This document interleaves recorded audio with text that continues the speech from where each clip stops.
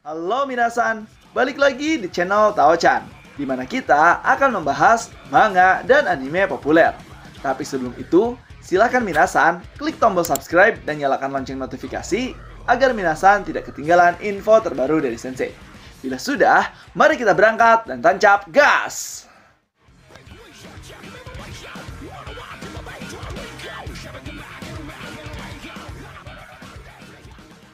Oke minasan, pada video kali ini kita membahas terkait manga Record of Ragnarok Dewa versus Dewa, yang mana setelah Cuculain memenangkan pertarungan melawan Dewara, kita akan diperlihatkan Dewa baru yang akan bertarung di ronde kedua. Siapa lagi kalau bukan Prometheus. Jadi sudah apakah kisahnya di video kali ini?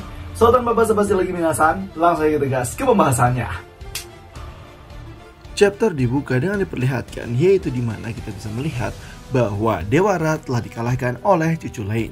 Bahkan di sini kita dijelaskan serangan dan pertahanan itu berlangsung kurang dari 5 detik dan yang membuat semua orang langsung terkejut karena kejadian tersebut sangat cepat. Langsung tiba-tiba yang tadinya Dewara unggul malah membantai Cuculain. Tapi dalam waktu kurang dari 5 detik, Dewara tiba-tiba saja kalah oleh Cuculain dengan satu kali serangan yang sangat luar biasa menggunakan, yaitu senjata sucinya bernama Gae Bolt.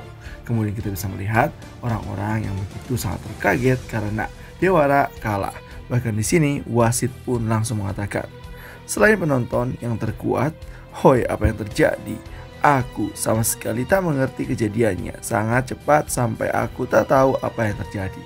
Bahkan di sini para penonton dewa yang lain pun tidak bisa melihat kecepatan yang ada dalam kemampuan milik Cuculain. Hanya dewa-dewa terkuatlah, yaitu sebagai para petarung dan perwakilan para petarung yang bisa melihat gerakan dan jurus milik Cuculain, yang mana kecepatan ini hampir mirip dengan kecepatan milik dewa Zeus. Dan kita bisa melihat Dewara yang terpanggang dan bahkan tertusuk bola matanya oleh Cuculain menggunakan tombak Gae Bolt. Kemudian dari situ semua orang pun langsung berteriak, apalagi seluruh bawahan dari Dewara yang langsung berlari ingin menyelamatkan Dewara. Bahkan di sini wasit mengatakan, sudah diputuskan. Tidak Tuan Ra, ayo cepat, kita harus segera menolong Tuan Ra sebelum dia benar-benar bertambah parah. Cepat bawa ke ruang perawatan. Kemudian Cuculain pun langsung sadar kembali setelah dalam mode iblisnya dan bahkan langsung berjalan akan keluar dari lapangan. Tapi sebelum itu wasit mengatakan, maaf sudah menunggu. Sekali lagi, babak pertama pemenang pertarungan ronde pertama adalah prajurit setengah dewa Cuculain. Semua orang pun yang melihat Cuculain langsung terdiam tanpa sepatah kata apapun. Bahkan dewa-dewa yang menghina Cuculain langsung terdiam seketika. Cuculain pun langsung berkata, sekarang kalian sudah jadi lebih tenang kan para dewa sekalian? Apa yang terjadi dengan semua omong kosong yang kalian katakan tadi? Kalau kalian berpikir bahwa semuanya akan berjalan sesuai dengan kehendak dewa, bukankah itu kesalahan besar dari para dewa ya? Cuculain pun di sini langsung tertawa terbahak-bahak. Bahkan Zeus, kemudian Ares dan juga Hermes kesal terhadap Cuculain. Ares mengatakan, dasar brengsek bocah demikian itu, jadi lebih sombong daripada aku ya. Tapi bocah demikian itu, faktanya dia telah mengalahkan Dewara yang luar biasa. Lalu kemudian Hermes pun melihat keanehan terhadap Cuculain. Dia pun mengatakan, lalu hal itulah yang diperlihatkan oleh Cuculain di penghujung pertandingan. Wujud yang aneh. Wujud itu mungkin wujud senjatanya, yang mana kita bisa melihat Cuculain dalam mode iblisnya. Zeus pun di sini berkata, mungkin saja begitu. Apa aku baru saja mengatakan itu ya? Ngomong-ngomong, saat bertarung dengan Dewara, apakah kalian melihat teknik pamungkas bocah demikian itu dengan benar? Yang mana kita bisa melihat kembali lagi ke masa di mana pertarungan antara Ra versus Cuculain, di mana Dewara di sini dihantam oleh 2 jalur tombak yang langsung menghantam dirinya. Bahkan di sini Hermes mengatakan, kurasa hanya sedikit, tapi bahkan jika seseorang mampu menghindari lemparan sulit yang dilemparkan ke arah dirinya, dia akan terus menyerang lawannya lagi. Lalu pecahan proyektil yang tak terhitung jumlahnya akan mengenaimu dengan kekuatan yang sama. Serangan 2 tahap ya. Setelah itu Ares pun langsung keheranan dan mengatakan, Dengan kata lain, bisa disebut sebagai serangan khusus. Teknik yang sangat menakutkan, ucap Ares. Bahkan itu dia berkata, itu berarti lawannya pasti akan mustahil untuk bertahan atau sekedar menghindarinya saja, ya kan? Jika teknik seperti itu benar-benar ada, bukankah itu termasuk pelanggaran berat, Tuan? Dewa surgawi luar, dewa pelanggar hukum. Ternyata di sini cucu lain dijuluki sebagai dewa surgawi luar, yaitu dewa pelanggaran hukum. Dan di sini minasan semua, sebelum lanjut saya akan menjelaskan bahwasannya ada sistem dewa surgawi dalam dan juga dewa surgawi luar. Ada kemungkinan minasan bahwa dewa surgawi dalam adalah dewa-dewa yang mana masuk ke dalam konferensi, yaitu termasuk dewa Nordik, dewa Yunani, dan sekitaran dewa-dewa Eropa yang masuk ke dalam tahap yaitu Konferendum Ragnarok. Sedangkan dewa-dewa luar adalah dewa-dewa yang menentang dan bahkan tidak terikat dengan aturan apapun. Tapi akan saya bahas di video yang berbeda ya. Oke lanjut, setelah itu kita bisa melihat cucu lain langsung menarik senjatanya, di mana dia sendiri langsung mengatakan, "Oi, sampai kapan kalian akan melakukannya dengan cara yang seperti itu? Kembalilah, Great."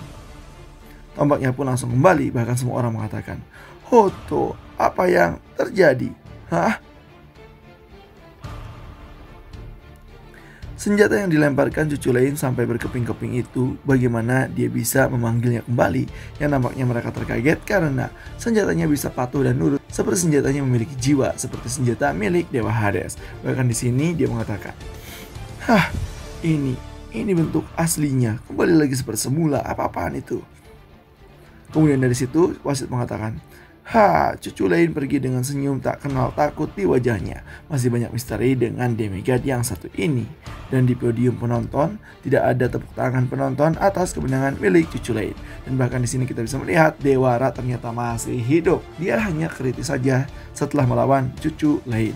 Bahkan di sini para umat-umatnya mengatakan, "Tuan Ra, hati-hati, cepat bawa dia ke ruangan medis." Semua mata yang tertuju kepada cucu lain, yaitu kebencian, amarah, kebingungan, ketakutan, dan juga tantangan dari setiap orang yang menantikan cucu lain. Zeus pun langsung berkata, mungkin bocah demigod itu adalah peserta yang menjanjikan.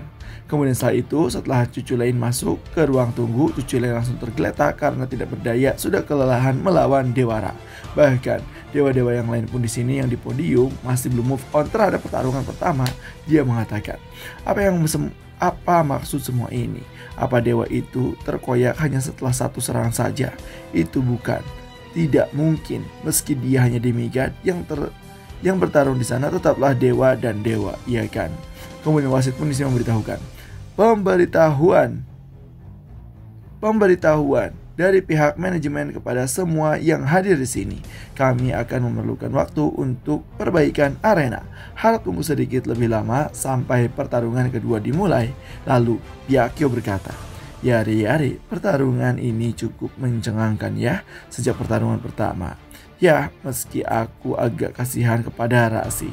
Kemudian Seiryu berkata, sudah pasti begitu. Sejak bocah demigod menggunakan teknik itu, kurasa tidak ada lawan yang bisa mengatasi serangan itu saat pertama kali melihatnya.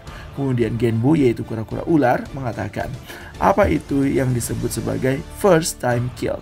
Ya, mungkin itu satu-satunya cara bagi pemain yang lebih lemah mengalahkan lawan yang lebih kuat dari sebelumnya. Namun Suzaku, sang Phoenix, mengatakan, lebih lemah katamu? Kalau itu aku tidak bisa memastikannya. Dari awal sampai akhir pertarungan, Radono dilakukan sangat baik. Dia tidak ceroboh atau berusaha menyombongkan dirinya. Sebagai dewa tidak diragukan lagi, Radono adalah petarung. Dia jelas bukan lawan yang bisa dikalahkan oleh lawan yang lebih lemah darinya secara kebetulan. Itu tidak pernah terjadi. Kemudian Byakuya setelah mendengar itu berkata, hasil dari pertarungan pertama itu sama sekali tidak mengecewakan. Benar begitu, iya kan? Suzaku menjawab, termasuk juga teknik pamungkas itu. Kita harus sangat berhati-hati dengannya. Kemampuan yang dimiliki oleh prajurit demigod cucu lain itu sangat mengerikan. Namun sebelum Suzaku melanjutkan lagi perkataannya, tiba-tiba saja seorang dewi langsung turun kepadanya dan mengatakan, kupikir kalian hanya kelompok dewa yang tidak pernah serius ya.